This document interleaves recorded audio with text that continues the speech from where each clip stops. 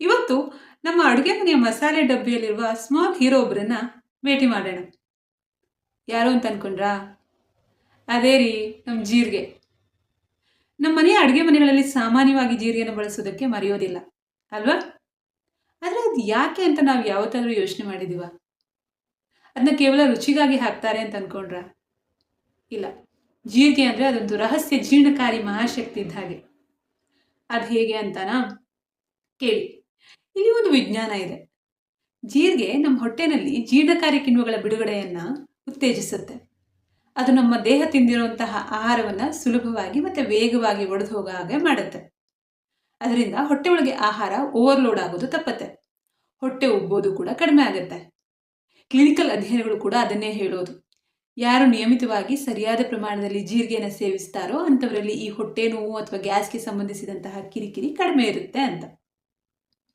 Wait, ಜೀರಿಗೆ story ಇನ್ನೂ ಮುಗ್ದಿಲ್ಲ. ಜೀರಿಗೆ ನಮ್ಮ ಯಕೃತ್ ಅಂದರೆ ಲಿವರ್ ಪಿತ್ತರಸವನ್ನು ಬಿಡುಗಡೆ ಮಾಡೋದಕ್ಕೆ ಸಹಾಯ ಮಾಡುತ್ತೆ. ಈ ಫ್ಯಾಟ್ ಅಥವಾ ಕೊಬ್ಬು ಅಂತ ಏನು ಹೇಳ್ತೀವಿ ಅದನ್ನು ಜೀರ್ಣಿಸಿಕೊಳ್ಳೋದಕ್ಕೆ ಇದು ಒಂಥರ ಟಾಪ್ ಲೆವೆಲ್ ಟೀಮ್ ವರ್ಕ್ ಇದ್ದ ಹಾಗೆ. ಜೊತೆಗೆ ಜೀರಿಗೆನಲ್ಲಿ ಒಂದಿಷ್ಟು ನೈಸರ್ಗಿಕವಾದಂತಹ ಆಂಟಿ ಇನ್ಫ್ಲಮೇಟರಿ ಕಾಂಪೌಂಡ್ಸ್ ಕೂಡ ಇರ್ತವೆ. ಅದರಿಂದ ನಮ್ಮ ಕರುಳು ಉದ್ವಿಗ್ನ ಆಗದೆ ಶಾಂತವಾಗಿ ತಂಪಾಗಿರುತ್ತೆ. ಅಪರೂಪಕ್ಕೆ ತಿಂದದ್ದು ಜಾಸ್ತಿಯಾಗಿ ಹೊಟ್ಟೆ ಉಬ್ಬರಿಸಿದಾಗ ಜೀರಿಗೆ ನೀರನ್ನು ನೀವೇ ಪ್ರಯತ್ನಿಸಿ ನೋಡಿ.